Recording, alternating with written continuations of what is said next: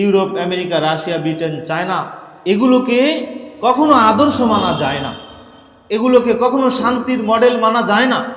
বাহ্যিক শান্তি এগুলো আসলে ধোঁকা, বাহ্যিক উন্নতি এগুলো আসলে ধোঁকা।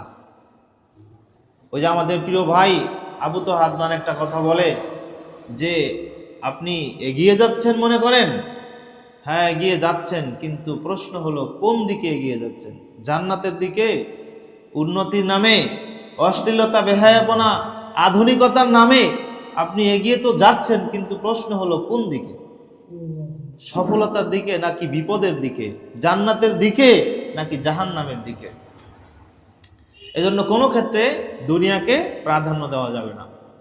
আল্লাহ রাসূল সাল্লাল্লাহু আলাইহি ওয়াসাল্লাম বলেন, একদিন মুসলমানদের অধঃপতন শুরু হবে, তারা সমুদ্রে ভাসমান ফেনার মতো তারা ভেসে যাবে, তারা টিকতে পারবে না, পায়ের তলায় তাদের মাটি থাকবে না। কাফের মুশরিকদের চাটুকারিতা, চামচামি, গোলামি করে বাঁচতে হবে। তাদের স্বাতন্ত্র্য, ঐতিহ্য, বৈশিষ্ট্য, ইসলামের মূল্যবোধ তারা বাঁচিয়ে রাখতে পারবে না, ওদের সাথে মিলেমিশে একাকার হয়ে যাবে। এটা সম্মান নয়, এটা অপমান। যে তার নিজস্ব জাতিসত্তা ভুলে যায়, পরের গোলামিতে লিপ্ত হয়, এটা সম্মান নয়, এটা অপমান। কিন্তু সেই অপমান বোধও আমাদের নাই। আমরা আজকে অমুসলমানদের সংস্কৃতি, আদর্শ, কৃষ্টি, কালচার, তাহাজিব, তামাদ্দুনকে আমরা উন্নতির পথ আর রোল মডেল বানিয়েছি। এটা ধোঁকা, এটা মিথ্যা। আধুনিকতার নামে, শিক্ষার, শিক্ষিতর নামে মানুষ প্রতিযোগিতার মাধ্যমে জাহান্নামের দিকে যাচ্ছে। একটা মানুষ বড় অফিসার, সে ঘুষ খাচ্ছে। নবীজি বলেন, আর রাশি ওয়াল মুরতাশি কিলাহুমা ফিন্নার, আও কামা ক্বালা আলাইহিস সালাতু ওয়াস সালাম। ঘুষ দাতা এবং ঘুষ গ্রহণকারী উভয়ে জাহান্নামী। তাহলে তার শিক্ষা তাকে জাহান্নামের রাস্তা থেকে বাঁচাতেছে তো নাই, বরঞ্চ জাহান্নামের দিকে তাকে আরো ধাবিত করতেছে। কারণ এই লোকটা যদি অত শিক্ষিত না হইতো, অটো চালাই খাইতো, মাছ বেচে খাইতো, দোকানদারি করে খাইতো, অন্তত ঘুষ তো খাইতো না। ঘুষ তারা দিত কে? একজনে কয় আমি ঘুষ খাই না। তুমি কি করো? কয় আমি ভ্যান চালাই। তাই তোমার ঘুষ দেয় কে?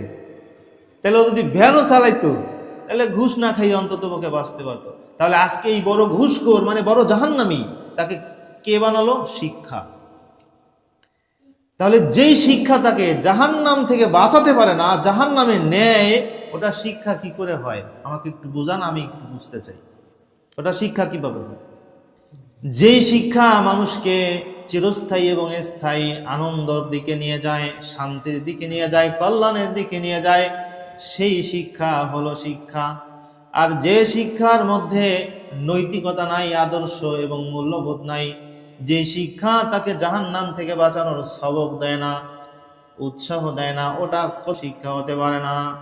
আমাদের প্রিয় একজন আলেম আনিসুর রহমান আশরাফি, উনি বলেন যে আরে মিয়া, ওগুলো শিক্ষিত না, ওগুলো বলতে পারেন এই পড়ালেখা শিখেছে, দূর মিয়া, ওগুলো ইনকাম করার একটা আইটেম শিখেছে, ওগুলো কোনো শিক্ষিত না। যে নিজের স্থায়ী ঠিকানা বানাচ্ছে জাহান্নামে, তাকে শিক্ষিত বললে আপনি বড় মূর্খ হবেন। ওকে শিক্ষিত বলা যায় না।